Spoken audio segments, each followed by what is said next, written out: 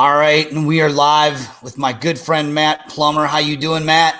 What's up, Al? Doing great, man. Too blessed to be stressed. Love it, love it. All right, before we get going here, let's see here. Where's our intro? We got to do the intro the right way here. So I wasn't prepared. Shame on me. Usually have that done. Here we go. 3, 2, 1. Here's the big question.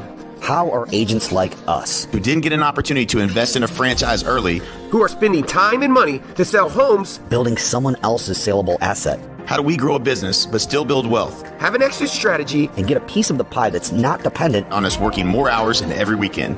That is the question, and this podcast will give you the answer. My name is Jay Kinder. My name is Al Stasek. And I'm Michael Reese. We are your hosts, and welcome to the One Big Fire Podcast. And we're back, Matt. Thanks for hopping on with us. This is going to be a different topic than we've really ever discussed. I mean, the truth is, if you follow us enough, you'll know that we often talk about having an exit strategy. And obviously, you know, with the brokerage that we're a part of, eXpRealty, that offers several ways to get there. But we're actually we're going to talk about a different way. You, in addition to all the great things that our platform offers, you've really dove in, and I'm curious. I want to hear your story. We met a couple years ago at a marketing conference, and you know, so you're a marketer at heart, as am I. But you had a different, let's call it a different twist of the audience that you were looking to get out there and help, and it was specifically real estate agents, but it was real estate agents who are struggling with their finances and either savings, taxes, exit strategies, whatnot. Tell me a little bit about your story and how you ended up going down that path. Yeah, Al, thanks, man. It's you know, we all have our own journey, and generally our mess becomes our message. And I'm blessed to be able to share that because my mess started, you know, all the way back, 20, 25 years ago when I actually started handling money. And then, fast forward to 2012, when I went through a physical transformation, lost 100 pounds. I used to be 300 pounds. I was an alcoholic, addictive sports gambler, smoked 2 packs of cigarettes a day, and went through a transformation over the course of 12, 18, 24 months that ended up becoming sober and breaking all of those addictions. However, as we get older and we make more money, the more money we make, we just become a bigger thing of whatever we currently are. And so I was an addict. So I just was addicted to the spending or the lifestyle, right? Because I really enjoyed that, and had my rock bottom moment financially in 2014 when my wife and I realized we were $500,000 in debt. We owed didn't have an income problem. We had a cash flow problem. We had a spending problem. And that led me to 2017 when I got into real estate. Went on a journey, paid off $550,000 worth of debt from 14 to 2017, and started real estate simply because I needed a widget that I could go sell one thing and make $5, $10, $15, $20,000 to really, catapult our financial journey. Yeah, I mean, just to unpack, I wrote this down. I love these interviews because I just love learning from other people. But you said something profound that I think people that are listening to this or that are going to listen to this in the future should really listen to it. I don't have an income problem. I have a cash flow problem. There's a really big difference. Can you unpack that just a second before we dig in? Well, yeah. I mean, back in the day, and even, when agents are selling real estate now, we can sell a widget. Back then, my widget was really small. I was selling a $3,000 move. I was in the moving and storage industry. So I was selling a $3,000 move and making 7 to 10%. Like, that's a really small widget when you have a spending problem. However, when you added it all up, it was still $125 grand a year, plus my wife's salary. Like, we were making $150,000 to $200,000 every single year back in 2008, 9, 10, 11, 12. Like, that is not an income problem, right? Even though we lived in a fairly affluent, expensive area in Northern Virginia, like, that's still a ton of money. And, so as we started unpacking our personal finances, our mess, it quickly became that we had a cash flow issue. And then translating that to today is like, you can go make a couple $100,000 selling real estate. However, if all of that money is aimed at obligations versus opportunities, you got a long road to hoe selling real estate. Wow. Another nugget, obligations versus opportunities. And I think that, you start to make, when you go from not making any money at all to now making a considerable, 3, 4, 5 times what you've ever done, the tendency for a lot of people is to just go out and spend it. You have a couple more expensive dinners. You don't look at the price tags at the grocery store. I've been there for all of those things, and I'll tell you what got handed to me. It was a little before you. It was in 2008 when the market, 2007, 2008, when the market crashed. And I went from not having a problem in selling houses to having a real problem selling houses, and, went into considerable debt myself. Scary times, and digging yourself out, but lots of lessons learned. So good. I'm sorry to interrupt, but yeah, so keep going. So 2014, you guys ran in. You must have had that aha sobering moment where you knew something had to change. We did, and in 2012, I made a career shift. I went from an employee to an entrepreneur, and the only place I could get cash was a retirement plan. So I pulled money out of a retirement plan at the end of 2012. And then at the end of 2013, we made more money than we did in 2012 as an entrepreneur, and we had no money. And so then we went and hit my wife's retirement account because we needed cash, right? Cash is oxygen, and we had no cash. So we literally couldn't breathe. We had about 3 months of runway, not in cash, but just in sales and residual income, that I knew we could at least keep our head above water. But at the end of March, it was going to run out. So that was my moment. That was our moment at the end of 2013. We got plugged I reached out to a friend, and he had given me a book, Dave Ramsey's book, The Total Money Makeover, which I think the Total Money Makeover sold, tens of millions of copies. And I think for us, as well as for a lot of people, it's a really good coaster for on a coffee table for a really long time until you need it. And I read that book front to cover, or front to back in a weekend, and really dove into the principles. And the rest is really history. I mean, at that point, we just started unpacking our debt, our financial snapshot, very similar to how I lost 100 pounds, which was just 10 pounds a month, 10 pounds a month, 10 pounds a month. So we unpacked this thing, $1,000 at a time versus looking at this whole big monster of $500,000. And 40 months later, it was gone. So, wow. So Matt, I want to unpack that. So by the way, if you're listening to this on YouTube, hit that subscribe button. If you're listening to this, we're I believe live in Honey Badger Nation or on my Facebook page. Just log on to YouTube, hit that subscribe button. You'll get notified when I have more amazing guests on. So Matt, I like drilling things down to principles. Losing weight was all about a few principles that you stuck to, obviously. And we know that the obvious one is consistency, and commitment and discipline. Those are those principles that elude a lot of us. But if you were to boil it down to like your first step in that decision to get out of debt, get your finances, and there's people listening to this that are in debt. There's real estate agents that need a strategy. Look, we live sometimes check to check. You have a good month with three escrows or closings, then the next month you have none, or maybe you have 10, and then the next month's nothing, and then so it's this roller coaster.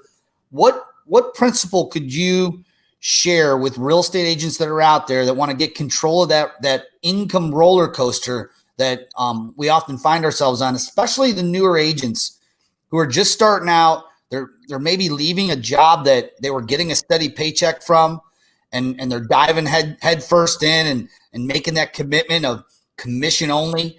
What one principle, if you were to drill it down to one thing that you could share with them, could you share that helped you dig your way out of the bad situation and put you into a position where you're now coaching agents to their financial future? Well, the good news is there is one principle, and the same principle that helped me lose weight. So if you're looking to get healthy, if you're looking to get your money in order, or more importantly, if you're looking to get your time or your business in order, time, money, and finances, or time, money, and health and fitness, all you use the same principle. Albie, if you're on a weight loss journey, what's the only way you can actually lose weight? Control what you eat. You have to eat less than you burn. That's macros, micros, keto, plant-based, CrossFit, Orange Theory, walk around the block. Doesn't matter. You have to eat less than you burn. If you want to lose weight, that's how you have to do it. The only way you can win with money, the only way is you have to spend less than you make. It's the only way, right? There's some strategies on what to do, but you have to spend less than you make. And the easiest way to do that, and it's the same with if you want to track your calories, MyFitnessPal, right? It's the #1 tracking app on the planet when it comes to health and fitness. However, does MyFitnessPal work if you go eat the food and then put it into MyFitnessPal? No, it's backwards. No. Right. So the same thing with money. You have to track your money and you have to allocate your money. You have to assign every dollar a job before you spend it. That sounds familiar. It sounds like a budget. You are literally one budget away. Okay. Love it. I guessed right.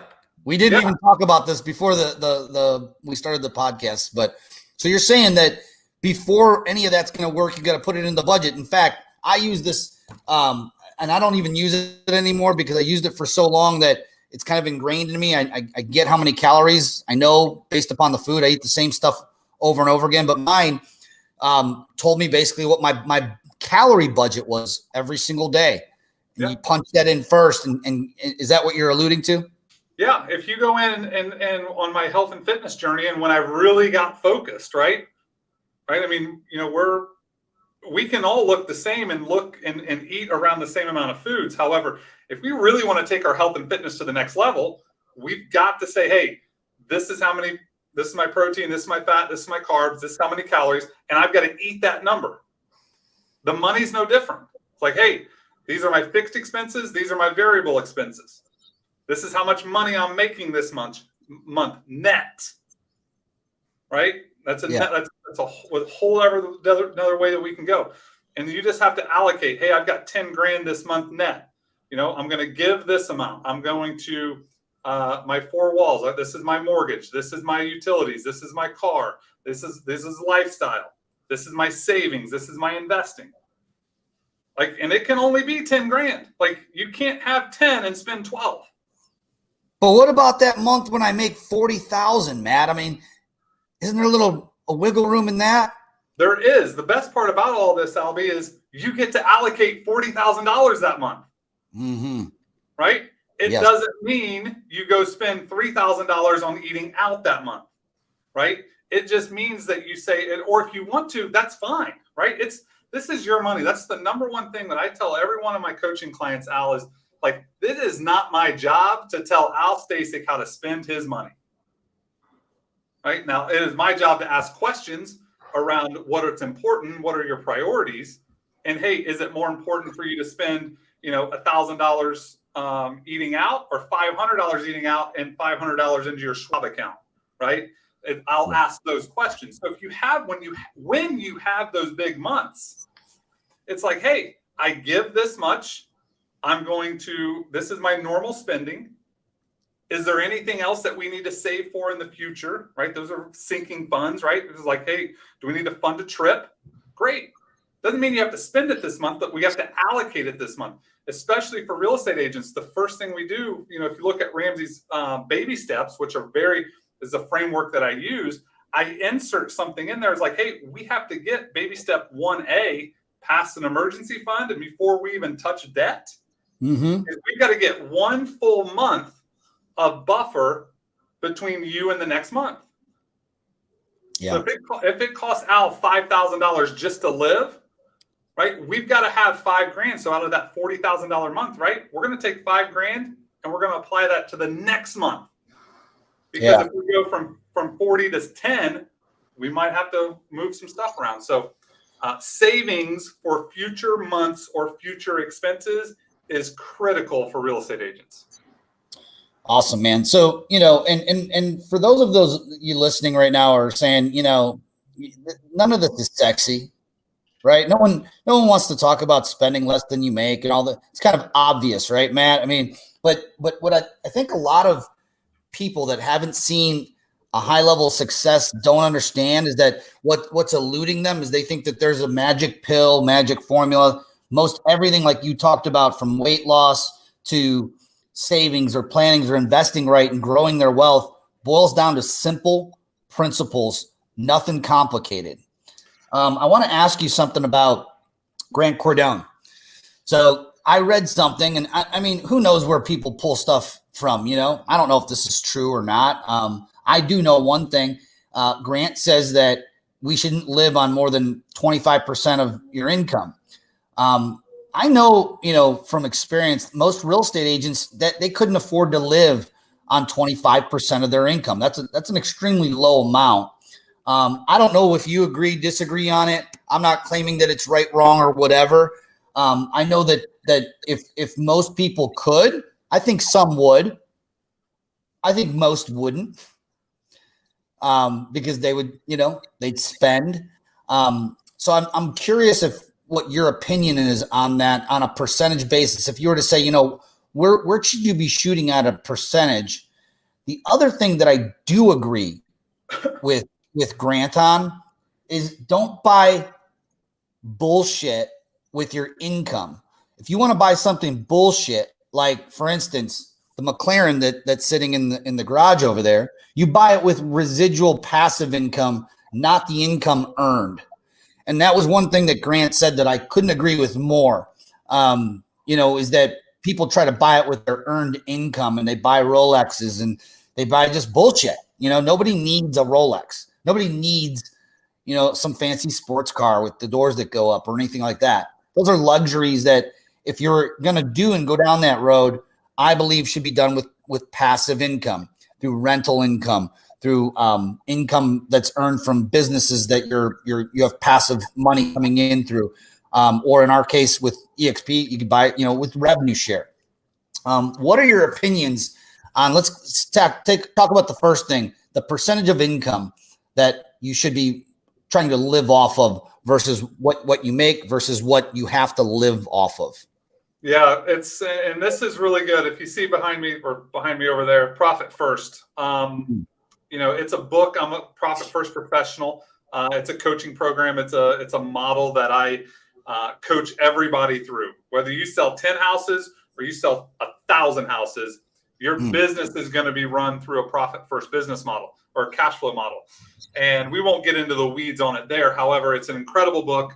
I coach to it. And it really simplifies a lot of the things that we can talk about. However, the book itself, Profit First, talks about taking profit first, right?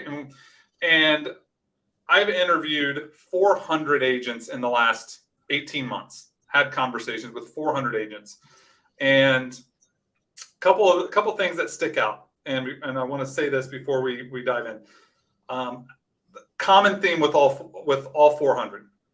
Real estate agents don't make as much money as they think. Real estate agents spend more than they care to admit, and most are behind on retirement and or taxes. 400. 400. There are 395 that applies to. There are 5 out of 400 that were on point. And so when we look at what you asked about living on percentages, everything is a percentage. Whether you make $5,000 or you make $500,000 a month, everything's a percentage. And so when we have, and we'll just talk exclusively of GCI coming in, like you talk about top line real revenue, right? That comes in after brokerage split, right? After whatever you pay your brokerage, that money is the business's money. The number one challenge agents have with financially is they think that's their money. It's not their money. It's the business's money. And at best, the solo agent is going to get about 60 cents on the dollar at best. Now we can talk about they're going to get some profit off the top. We're going to put a downward pressure on taxes and expenses. Depends on, how much business money or how much you spend. But if you just use 60 cents on the dollar at best, so in this equation, the first 3 months is we do 50. Like you only get 50 cents of every dollar that your business makes. So when that money comes home, Al, then it's priorities. We give 10% off the top, no questions asked. Are we in debt? Yes or no? If we're not in debt, then we're going to invest 15% of our money. So right off the top, 25% is taken care of, right? Yeah. Giving and investing. Then we look at, do we need any short-term or long-term savings, right? Christmas, or are we buying a house?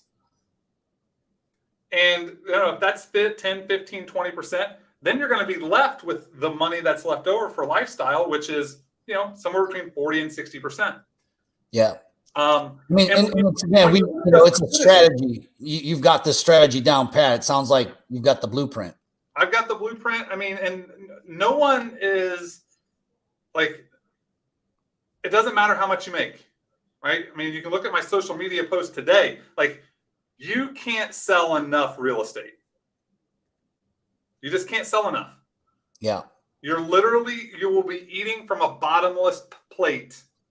Like going through the buffet line, you're literally eating from a bottomless plate. You can't sell enough real estate.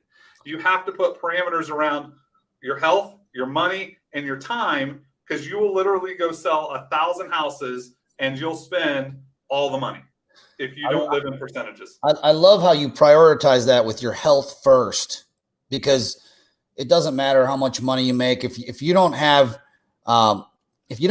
your health one day, if you woke up and you said, man, my days are limited, God forbid, all the money that's sitting there in the world that you've made means nothing immediately. No. And so the prioritizing around, and I know this isn't about that, but it's super important, because everyone, even myself, I remember growing up, I never really had a problem with health, so to speak. I was an athlete, worked out a lot, did stuff like this. But, I remember, I started making some money, and I remember I was always chasing the next milestone. First it was, I can't wait if I could only sell 50 houses. Then it was, if I could only sell 100 houses. Then it was, if I could only get to 200 houses a year, then I would have made it. Meanwhile, my weight went from, a healthy 165 to 170 to 175 to 180 to 186. And I remember the day, I was making lots of money. Great. I was in a hotel room in Aspen, and I looked at myself in the mirror when I got out of the shower, and I was embarrassed and ashamed. And I was like, I still have the picture. I keep it in a file on my laptop here so I can look back at it, because I was on the highway to hell at that point. I wasn't going anywhere good fast. And I really had to get a hold of myself and my what I was putting in my mouth, and I was drinking craft beers and just, you name it, whatever I wanted, because I had this ego that said, I'm making enough money, I order whatever I want. I can order the best this, the best that. And just basically threw discipline out the window, and so did my health. And I know that you went on a similar journey. So I'm really grateful that you've been intertwining this health thing, because everyone's got to hear that too. You got to hear both of these messages. It's health, finances after health, because all the money in the world doesn't mean nothing if you wake up one day and you don't have your health. So no. And the last thing is time, Al. It's especially in this day and age with real estate and the way real estate's sold now. It's so easy to just take another listing, do another appointment, do another appointment. And when you have and it's so easy to do that when you don't have a handle on your money, because you always think you have to go make more money. However, when you get your money, when you stabilize the present, you can structure the future. And when you understand that you need $10,000 a month net that will tell us how much you need gross to hit all your numbers. And then we just force the business to work inside of those gross numbers. Love it.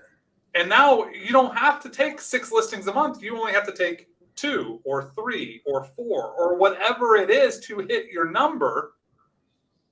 And then that's where it's easily, especially if I'm coaching EXP agents or people that are open-minded, it's like, hey, we can go do this and this.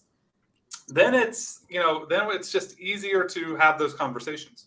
What you're essentially doing is coaching agents on how to get off the transaction treadmill. Yeah. Because we all think that there's this badge of honor by being able to run further and faster on it. The problem is what you don't know is that right around the corner, you're going to run out. Everyone runs out of steam at one point and would like to slow down and leverage their time and get more of that time freedom. It's not, I'm not going to sit there and say that it's not about the money, because if you have a check in the box with health, then yeah, finances is the next thing, but it's not about more money. It's more about more time freedom, which is what you just nailed. Matt, before we close up, I want to put the scroll in the ticker. If someone wanted to get a hold of you, where should we send them? I'm going to put it up on our fancy ticker here. Yeah, the best place to go is either connect on my personal Facebook page, which is just Matt Plumer. Yeah. That's the easiest. And then I also have a Facebook group called Budget Hacking. You can join that Facebook group. You can get through me, Budget Hacking. You can go in there, ask to join, and you can become a budget hacker. And we talk about finances. We talk a little bit about health. We talk a lot about time and money in there. And you can find that on Facebook.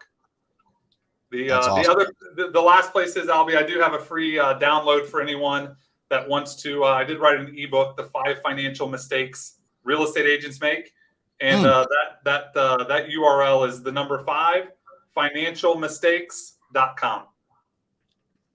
So that's 5 financial. I'm a realtor. See if I can spell.